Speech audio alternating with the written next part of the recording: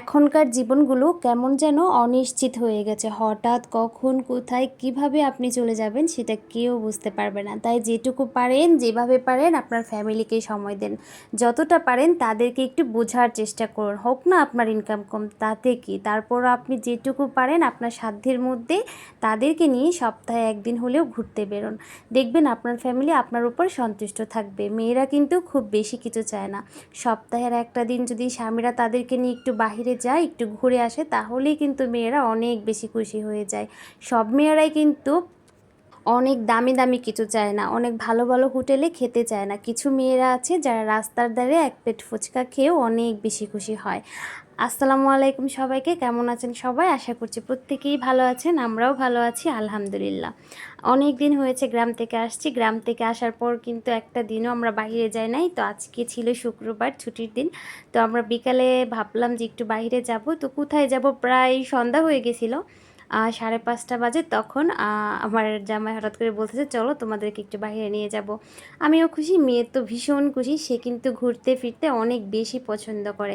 মানে আমি তো এমনিই ঘুরতে পাগল, আমার থেকেও বেশি পাগল হচ্ছে আমার ছোট্ট মেয়েটা। বাইরে নিয়ে গেলে অনেক বেশি খুশি হয়, বারবার বলতে থাকবে যে আম্মু অনেক ভালোবাসি তোমাকে, বাবা অনেক ভালোবাসি তোমাকে। আসলে স্বামী হিসেবে, বাবা হিসেবে আপনাকে অবশ্যই পারফেক্ট একজন ব্যক্তি হওয়া উচিত, কারণ আপনি যতটা তাদেরকে গুরুত্ব দিবেন তাদের কাছ থেকে কিন্তু আপনি ঠিক ততটাই গুরুত্ব পাবেন। আর আমরা গিয়েছিলাম হচ্ছে আমাদের বাড়ির পাশেই একটা শহীদ মিনার আছে, বুদ্ধিজীবী, ওইখানে একটু ঘুরলাম ফিরলাম। তারপর হচ্ছে একটু ঢংঢাক করলাম মা মেয়ে মিলে।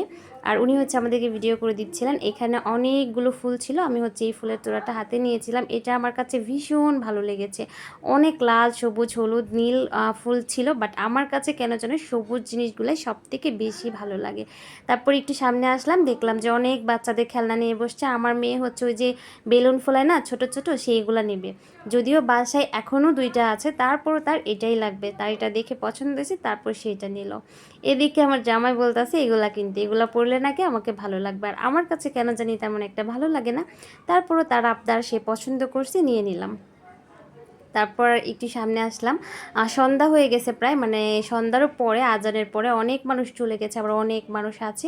এখানে হচ্ছে একটু খোলা জায়গা ছিল, তো এখানে দাঁড়িয়ে আমরা একটু এগুলা বেলুন ফুলাচ্ছিলাম।